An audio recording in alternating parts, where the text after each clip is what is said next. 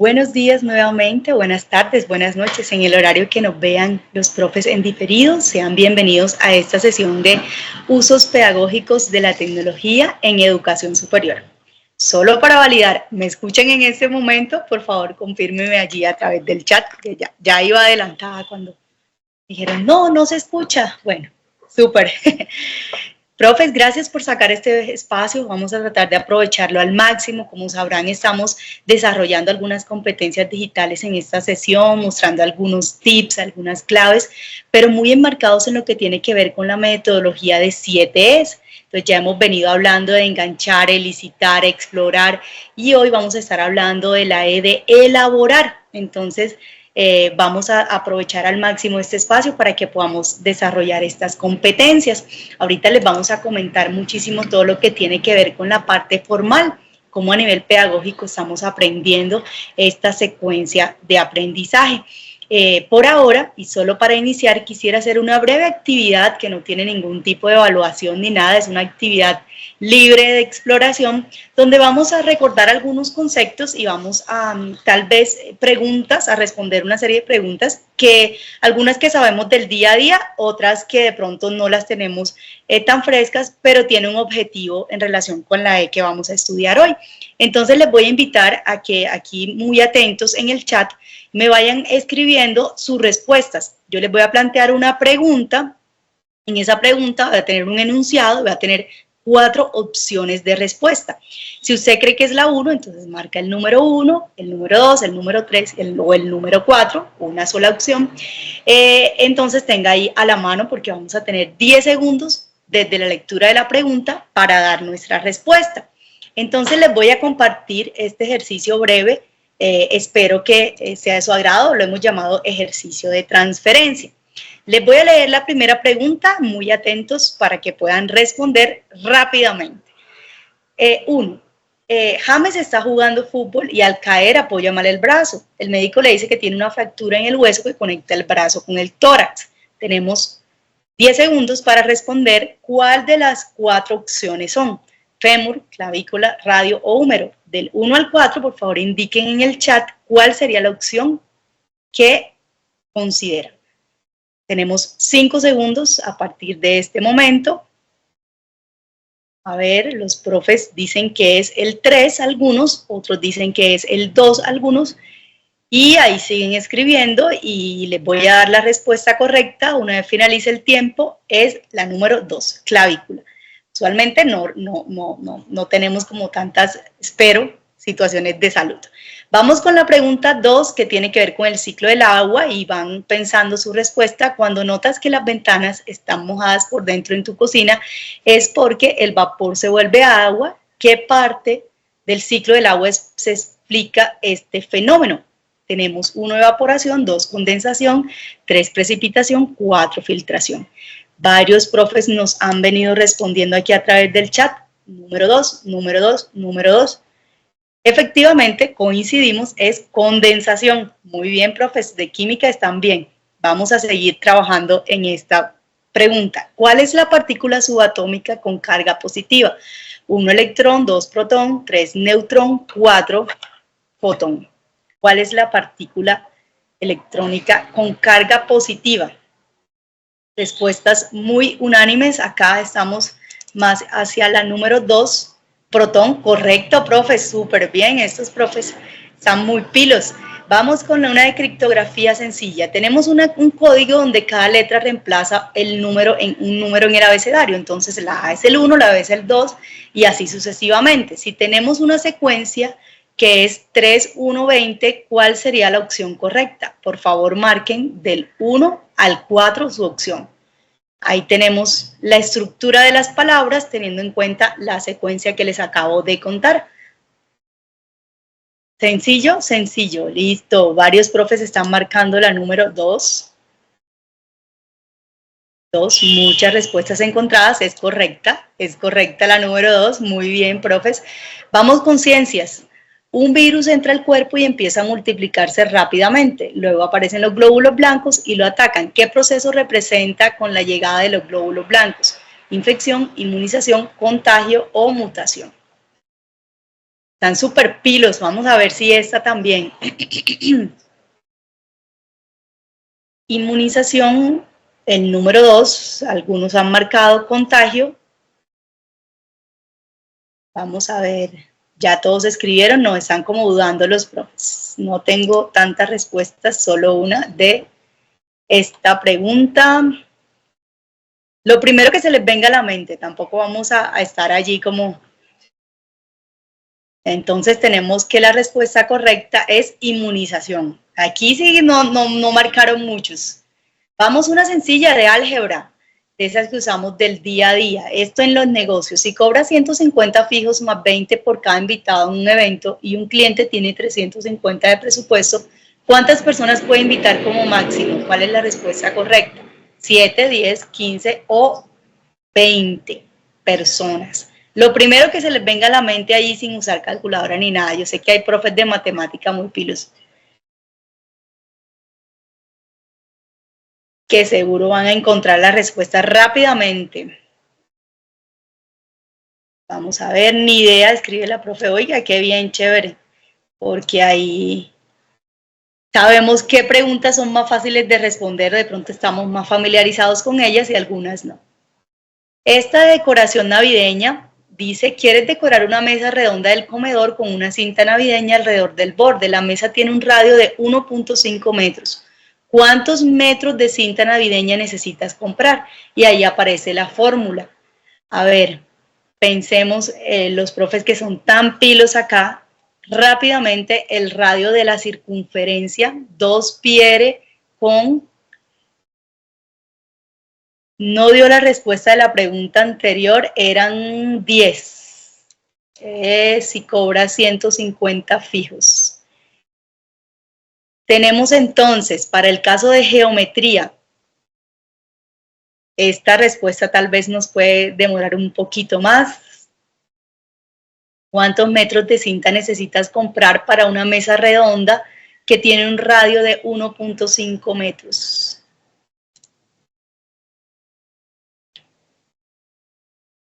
No tengo respuestas, no tengo respuestas. El chat. La opción 3, dice alguien. Vamos a ver quién más participa. ¿Cuál es el radio? 1.5 metros. ¿Cuántos cinta necesitas?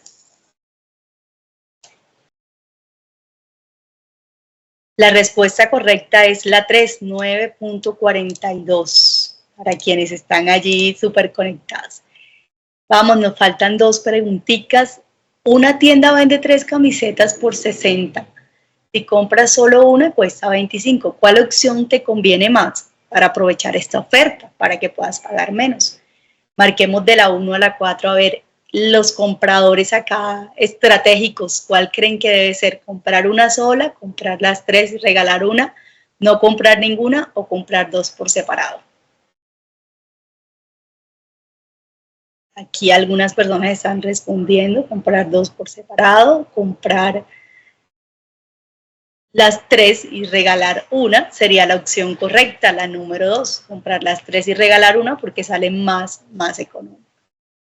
Una de lógica y atención para responder en 5 segundos. Estás de viaje por el mundo y debes llegar a la ciudad A, pero la carretera directa está cerrada. Decides tomar un camino que pasa por C y B.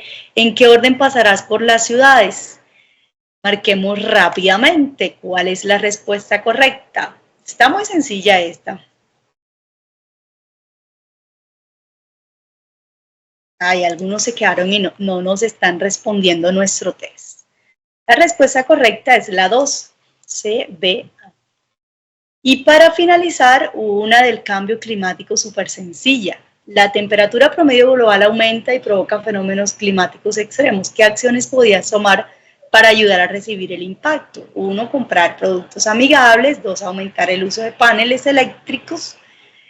Reducir el consumo de energía y reciclar e ignorar el problema. Una pregunta que usamos muy común. Por tiempo, esa va a ser nuestra última pregunta y estoy esperando que me respondan cuál sería la mejor respuesta que ustedes consideran. 3, muy bien. Algunos marcaron 3, es la respuesta correcta. Profes, entonces yo quiero invitarles, además de decir así como un recorderis de algunas preguntas que de pronto no todo el tiempo estamos ahí respondiendo, es a que el tema de la transferencia que vamos a estar analizando hoy, digamos, con el profe Martín, tiene mucho que ver con la forma como estamos aplicando los aprendizajes. Tal vez aquellos conceptos que tenemos más frescos porque usamos en el día a día, voy a poner un ejemplo, en mi caso sobre el cambio climático, son cosas que son un poco más útiles en mi día a día, los tengo más claves, pero conceptos tal vez de álgebra o tal vez alguna fórmula matemática no los uso tan frecuentemente, entonces seguramente me van a costar un poco más, como alguien lo colocó en el chat. Ahora vamos a ver desde la parte psicológica, desde la psicología educativa, cómo esto se puede aplicar en nuestro día a día, en nuestra clase. Entonces, muy buenos días para todas y para todos, espero que estén muy bien. Vamos con el paso de elaborar. Este quinto paso en nuestra secuencia de aprendizaje es bastante importante porque está muy relacionado con los pasos anteriores y el paso posterior. Si se acuerdan, el paso número 4 era la explicación. Ya nosotros dimos nuestra clase, ya nosotros dimos el tema que necesitábamos que los estudiantes aprendieran. Esta explicación, si se acuerdan, está muy relacionada con la exploración. Junto a esos saberes previos que los estudiantes adquirieron, formamos aprendizaje significativo. Luego del paso de explicación viene el quinto paso de elaboración, es la puesta en práctica de esos saberes. Ya vamos a ver más adelante cuál es la teoría que respalda esos saberes que el estudiante tiene que poner en práctica y que va a afianzar, pero este paso va a estar muy relacionado con el de la siguiente sesión, que es el evaluar. El paso de evaluación tiene que estar relacionado con la elaboración y este a su vez tiene que estar relacionado con la explicación. Aquí ya todo se vincula, paso 4, 5 y 6 de nuestra secuencia de aprendizaje y todo tiene que ver con la idea de afianzar los saberes de los estudiantes. Entonces, cuando hablamos de elaborar, podríamos relacionarlo con un concepto bastante interesante que es el concepto de transferencia. Aquí, para entender qué es transferencia, podríamos citar a Grino en 1998, el cual dice que el aprendizaje es mayor cuando los estudiantes se sienten partícipes y se promueve la realización de tareas que tienen sentido para ellos en un entorno o contexto determinado. La elaboración, el quinto paso, es que el estudiante ponga en práctica. Al ponerlo en práctica en un contexto particular o en un entorno que ellos entienden, vamos a crear dos cosas. Lo primero puede estar relacionado con lo cerebral, con lo neuronal, con lo psicológico, y es básicamente cómo están relacionadas esas redes neuronales. Si se acuerdan de nuestras sesiones anteriores, cuando hablábamos de aprendizaje, hablamos de que se crea una conexión neuronal y esa conexión neuronal se puede crear con dos situaciones, ya sea la repetición constante o la información emocional. Si la información tiene características emocionales tanto positivas como negativas, con una sola vez que se presente la información podemos crear la conexión neuronal. Si no tiene ese tipo de características, pues con la repetición lo que hacemos es que cada vez que repetimos, pues afianzamos esos saberes. Si el estudiante pone en práctica los saberes, lo que estamos haciendo realmente es que esa red neuronal se fortalece. Se afianza la información y por lo tanto a nivel neuronal esa conexión entre neuronas que tienen la información del concepto aprendido por los chicos o por los estudiantes pues se afianza, se fortalece y con cada puesta en práctica pues hay un fortalecimiento mucho mayor de la red neuronal. Por lo tanto, cuando hablamos de poner en práctica hablamos de que hay un fortalecimiento neuronal de la información también. Pero adicionalmente, cuando hablamos de la puesta en práctica, estamos hablando de un contexto bastante interesante que es el resolver problemas, el usar la información para algo. Y aquí podemos hablar de modelos mentales. Los modelos mentales es básicamente una estructura cognitiva que enlaza varios conceptos, pero la relación de esos conceptos es la clave fundamental de esto llamado modelos mentales. Se los puedo explicar mejor con un caldo de papa. Este es un ejemplo que suelo usar en mis clases. Si yo les pregunto a ustedes cómo se hace un caldo de papa, tal vez ustedes me dan una serie de ingredientes necesarios, pero también una secuencia necesaria para que el caldo de papa funcione, para que el caldo de papa sepa rico, nos quede sabroso. Entonces el caldo de papa tiene que seguir esas secuencias. Ya todos sabríamos entonces qué pasaría si yo agrego primero la papa, al agua y después, cuando la papa esté cocida, agrego el pollo o la carne, lo que quiera usar de proteína. Pues obviamente lo que va a pasar es que la papa se me deshace, la papa va a quedar vuelta a nada y tal vez el hueso quede crudo y no va a ser un caldo de papa, tal vez un agua espesa con pollo ahí flotando. Pero entonces si yo entiendo cómo es la secuencia relacional de esos conceptos y cómo lo pongo en práctica, pues yo voy a entender que primero coloco la proteína animal y después coloco el tubérculo, la papa. Entonces, si se fijan, yo puedo usar términos como pollo, carne o proteína o papa o tubérculo porque yo entiendo es cómo funciona el mundo. Eso es un modelo mental, es como una integración de conceptos para algo específico del mundo, para resolver algo específico del mundo. Cuando yo llevo al estudiante a la puesta en práctica, a elaborar la información, a hacer la transferencia, lo que estoy haciendo es que el estudiante va a crear un modelo mental porque esos conceptos teóricos se ponen en práctica, porque esos conceptos teóricos se afianzan en un contexto determinado, porque el estudiante entiende para qué le sirve eso y qué problema puede resolver. Entonces, esto de transferencia puede llevarse a dos momentos específicos o a dos situaciones específicas. Hablaríamos de la transferencia específica y la transferencia no específica. Y esto tenemos que tenerlo en cuenta cuando nosotros estemos haciendo el ejercicio con nuestros estudiantes de la puesta en práctica. Cuando hablamos de transferencia específica, estamos hablando de una propuesta en donde el estudiante coloca lo que aprendió en el contexto que nosotros como docentes les dijimos que podían poner en práctica ese saber. Es una relación uno a uno. Aprendieron esto para solucionar esto del mundo. Pues la puesta en práctica tiene que ser eso del mundo, tiene que ser eso que el estudiante tiene que resolver. Ahí hablamos de transferencia específica. Aprendieron esto para resolver este problema, ahora pues resuelvan el problema. La transferencia no específica está muy relacionada, por ejemplo, con el ejercicio que Yoshira nos hizo al comienzo de esta sesión. Si ustedes se fijan, hubo bastantes conceptos que nosotros llevamos a otros campos del saber. Entonces estaba la información geométrica, los conceptos geométricos del área del círculo. Yo tenía que poner en práctica algo, pero en un contexto particular, la Navidad, decorar algo, o ahí yo puedo hablar directamente de momentos en donde yo voy a utilizar esa información para resolver distintos problemas del mundo. Entonces tenemos dos contextos o dos situaciones particulares. Una transferencia que se hace uno a uno, en donde yo le enseño esto para resolver esto y en la puesta en práctica le pongo eso a resolver.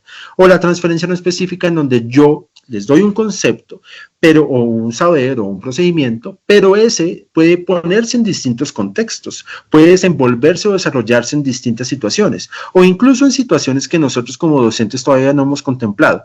Entonces, nuestro taller, nuestra puesta en práctica podría estar relacionada a distintos contextos. Entonces, a un grupo yo le coloco una tarea particular, a otro grupo yo le coloco otra tarea particular y así sucesivamente.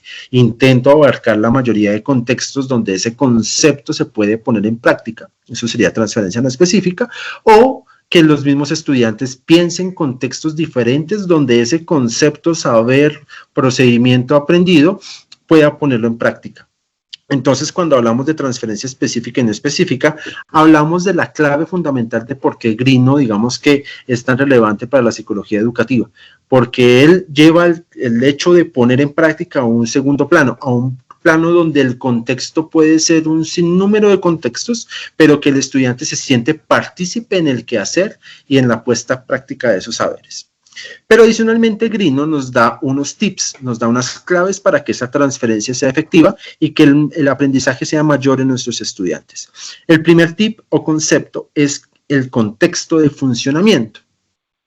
Este está relacionado al para qué.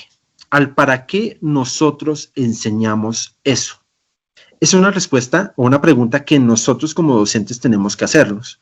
¿Para qué le enseñé esto a mi estudiante? ¿Para qué le enseñé esto a este grupo? ¿Por qué este tema o para qué este tema está en el plan de estudios, en el módulo 1, en el módulo 3? ¿Qué relación tiene con el quehacer profesional del estudiante o con su desarrollo académico o pedagógico? Entonces, si yo logro resolver esta pregunta fácilmente, la puesta en práctica o la transferencia es mucho más fácil. Porque si yo digo, el estudiante aprendió esto porque esto le ayuda a resolver este problema, pues la puesta en práctica, el taller, la elaboración, la transferencia es en ese contexto. Pero si pasa algo como lo que pasa a veces en los colegios, y utilizo este ejemplo porque seguramente todos pasamos por los mismos grados y aquí podemos hacer que el ejemplo, pues, digamos que nos caiga a todos los que estamos aquí conectados, pues, recuerden en el colegio tal vez binomio cuadrado perfecto o trinomio cuadrado perfecto. Son unos conceptos, unos saberes que es muy difícil saber para qué sirven. De hecho, si yo hiciera esta pregunta en este momento, ¿para qué sirve el binomio o el trinomio cuadrado perfecto? ¿Qué problema resuelve específico del mundo? ¿Para qué me puede servir a mí como profesional en el futuro el haber aprendido eso en séptimo o octavo? Pues tal vez la respuesta sea muy difícil de hallar. Tal vez los profes de matemáticas que me están aquí acompañando dirán, no, esto sirve para esto, ok, pero cuando yo enseño eso en el colegio o cuando me lo enseñaron a mí, pues básicamente queda muy difuso el para qué sirve. Tal vez terminamos todos haciendo un ejercicio que me pusieron a mí en el colegio y que tal vez muchos de ustedes hicieron, y es la profesora o el profesor de álgebra nos ponía o nos pedía comprar una hoja de examen y nos ponía a hacer 50 ejercicios o 100 ejercicios de binomio o trinomio cuadrado perfecto, pero nunca hubo una puesta en práctica de ese saber en un contexto particular, cosa que pasa diferente, digamos, con la fusión de seno o coseno o tangente. Ya no me acuerdo cuáles de las tres, me perdonarán aquí los profes de matemáticas o que tienen estos saberes. Pero yo podría con alguna de esas ecuaciones calcular la altura de un poste o de una luz o de un árbol con la sombra que proyecta ese objeto. Entonces yo puedo utilizar la ecuación para resolver ese problema particular. Entonces si yo logro responder, enseño esto porque en este contexto específico le sirve al estudiante para resolver esto, pues mi transferencia o mi puesta en práctica o lo que yo propongo como docente para que los estudiantes hagan esto es mucho más fácil de ejecutar.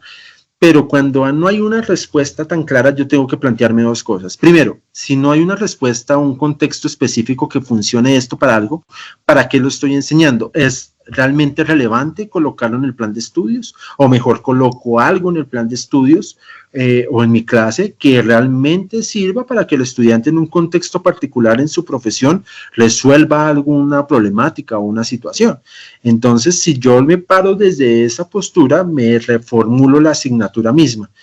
Pero también, si yo logro responder para qué de una forma muy clara, muy concisa, pues mi taller, lo que yo propongo para los estudiantes que hagan, pues debe estar relacionado con ese para qué. No nos puede pasar como lo que pasa en el meme que circula por redes sociales en donde un estudiante dice, lo que me enseñó el profesor, 2 más 2 es igual a 4. Lo que salió en el examen, calcule la masa del Sol con... Entonces, no hay una relación directa entre la puesta en práctica de esos saberes o el exponer los saberes o conceptos con lo que yo les enseñé a los estudiantes. Debe estar acorde. Por eso, en la primera partecita yo les mostré la relación entre la explicación y la elaboración. La relación tiene que ser 1 a 1, tiene que haber un contexto claro en el que el estudiante pueda utilizar eso. Y eso lo logramos respondiendo a la pregunta ¿para qué? Ahora, el tiempo.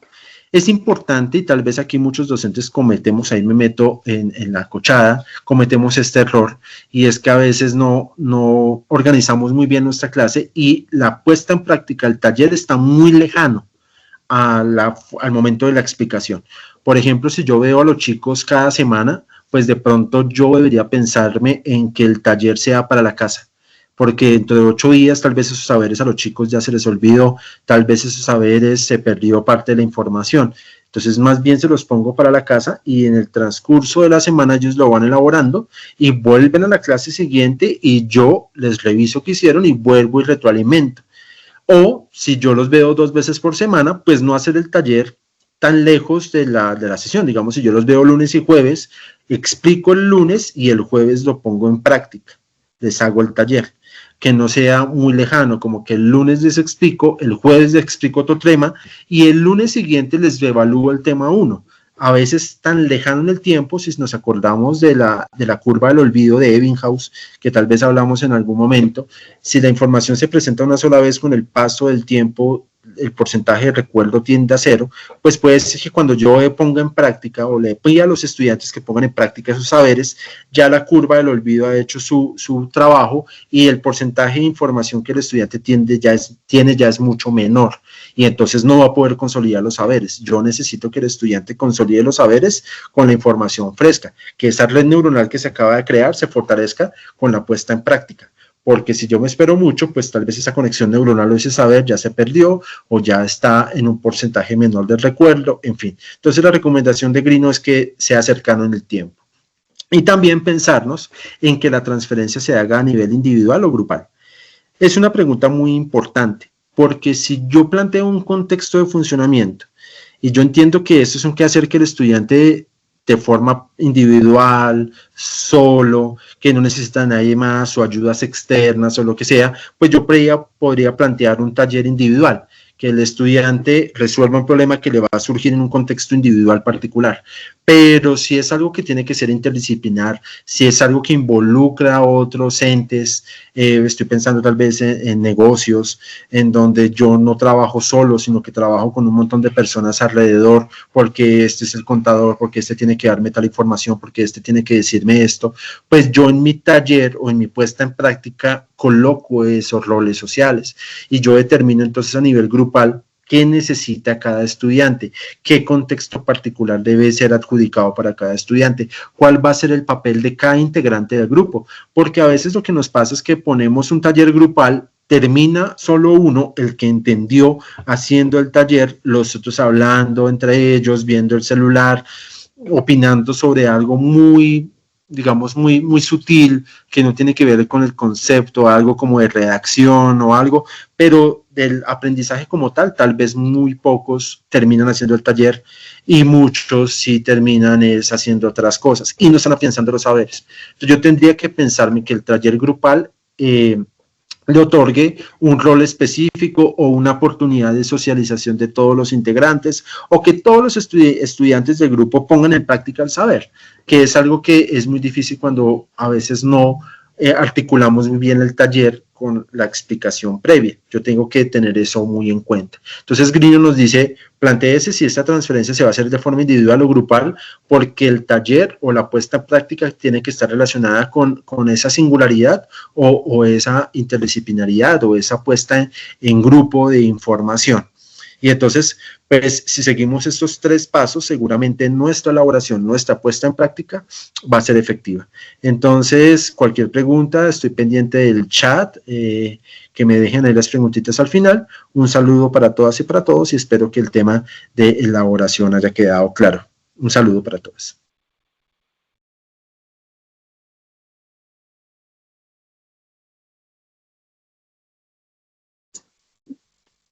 Bueno, profes, buenas tardes para todos y todas. Un poco pues retomar esto que nos ha venido explicando el profe Martín sobre esta etapa de elaborar, que es muy importante y es donde nosotros debemos promover que nuestros estudiantes realicen tareas o actividades en entornos o contextos particulares para que precisamente se dé eso de lo que nos venía hablando el profe Martín sobre la transferencia. Cómo ese conocimiento que el estudiante previamente ha construido, que ha adquirido, se puede llevar a un escenario real, teniendo en cuenta, y recapitulo acá estos 3 elementos que el profe Martín nos mencionó, teniendo en cuenta el contexto, teniendo en cuenta el tiempo y teniendo en cuenta el enfoque de si es una actividad individual o grupal.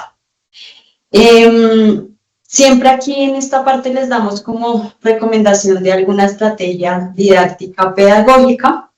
En este caso, la estrategia que les compartimos es la de gamificación. ¿Por qué gamificación? Porque permite justamente que los estudiantes puedan aplicar esos conocimientos y habilidades que de alguna manera han venido trabajando en las anteriores etapas para poderlos llevar a contextos particulares y hacer algún tipo de, digamos, de actividad un poco más práctica y que dentro de esas actividades también se tenga en cuenta como un poco un mecanismo de recompensas, de puntos, de algo que de alguna forma motive al estudiante para llevar esos conocimientos a esos contextos que se aproximan a la realidad. Particularmente, ya pensando en cómo entrar a la etapa de elaborar con IA, vamos a retomar el uso de nuestro generador de prompts, que fue el que utilizamos en la primera sesión. Les comparto aquí por el chat el enlace, o aquí tienen el código QR. Ustedes pueden ir ingresando, es un formulario muy sencillo, y les voy a explicar un poco pues cómo sería la dinámica. Lo primero, pues vamos a retomar el uso de ese formulario.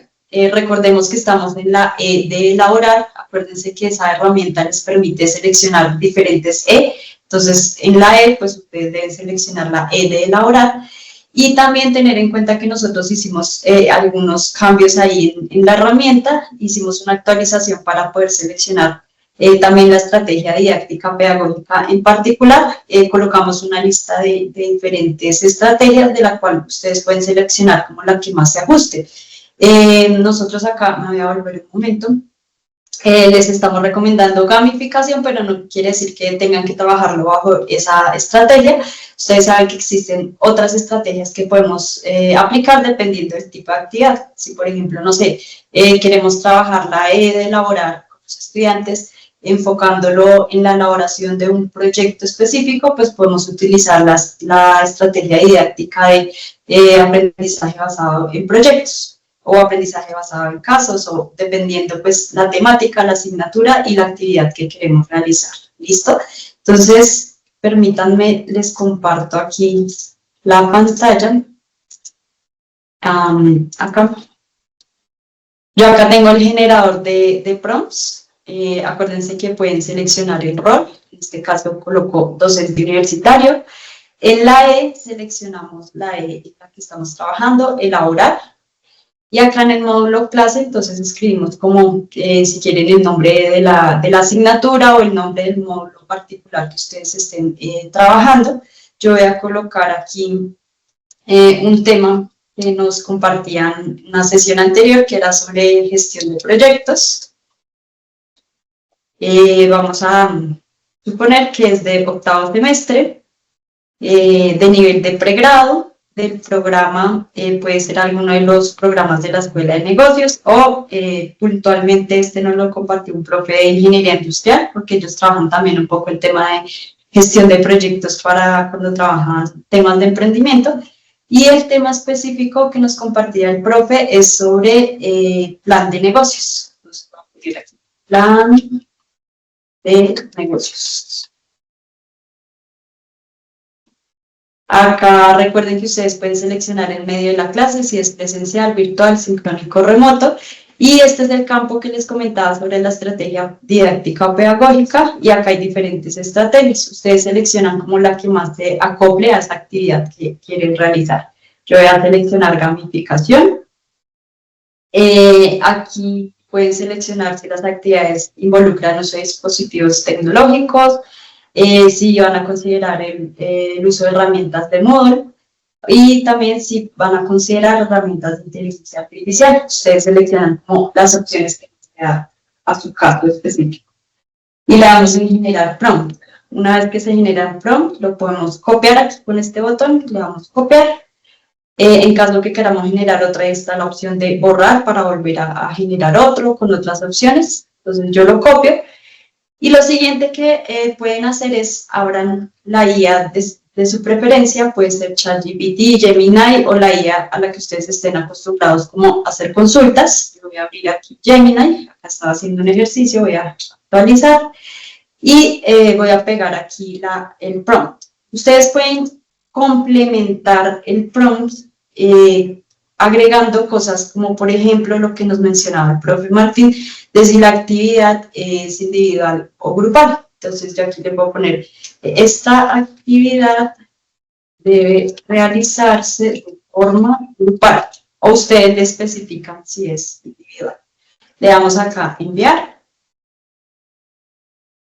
Y como siempre es muy importante que revisemos ese contenido que nos está generando la IA, porque puede que haya cosas que se salgan un poco de contexto o que no las podamos realmente aplicar. Entonces voy a leer como el primer ejemplo.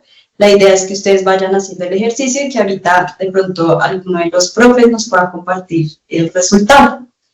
Esta primera idea nos dice el simulador de crisis con IA, gamificación con enfoque en riesgos y contingencias. Dice, concepto central, transformar la simulación de riesgos de un plan de negocios en un juego de toma de decisiones rápidas e inesperadas, asistido por IA. La mecánica inusual, los equipos deben presentar un plan de negocios, entonces ahí, aunque digamos que no es mi tema de dominio, yo ya sé que está abordando el concepto porque varias veces menciona el tema del plan de negocios. Dice el plan de negocios simplificado, su proyecto, producto o servicio y su plan de riesgos asociado. Luego, la IA generará una serie de eventos catastróficos aleatorios. ¿Por qué eventos catastróficos? Porque también lo está asociando con un tema de plan de riesgos que impactarán directamente en sus finanzas, operaciones o mercado, forzándolos a reaccionar. Y acá ya nos empieza a hablar de diferentes aspectos de cómo la actividad va a atender, por ejemplo, la transferencia a la vida real, el uso de la IA y cómo podemos darle un enfoque hacia el uso de Moodle y la gamificación. Que es importante pues que analicemos que la actividad efectivamente aborde ese concepto, esa temática que queremos que los estudiantes ya lleven un poco a contexto, que lo pongan de pronto en aplicación en un tema en particular. Entonces acá por eso propuso esta actividad de simulador de crisis con IA. Entonces ahora quisiera que de pronto algunos de los profes nos compartirán sus ejercicios o pues lo pueden poner aquí por el chat y lo vamos revisando entre todos.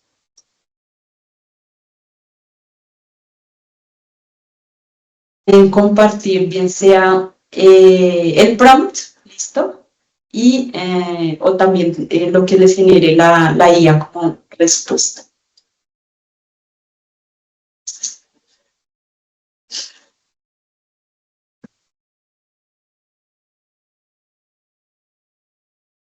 Entonces aquí la profe Alejandra nos comparte, dice, absolutamente, asumiendo el rol de docente universitario y teniendo en cuenta que la clase es presencial y el público son estudiantes de séptimos, ahí ya la respuesta como que le parafrasea el prompt.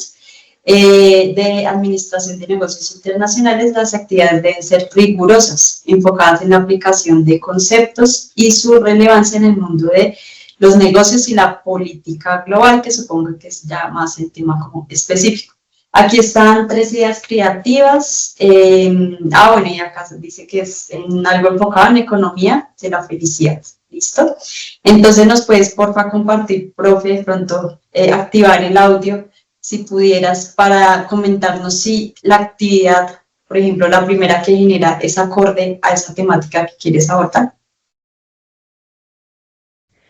Sí, mira que lo hice en ChatGPT y me sacó las mismas que yo ya había hecho antes, ¿sí? O sea, pues como muy convencionales.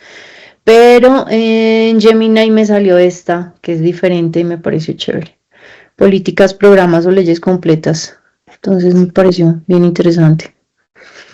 Ok, entonces, gracias, profe, por compartir.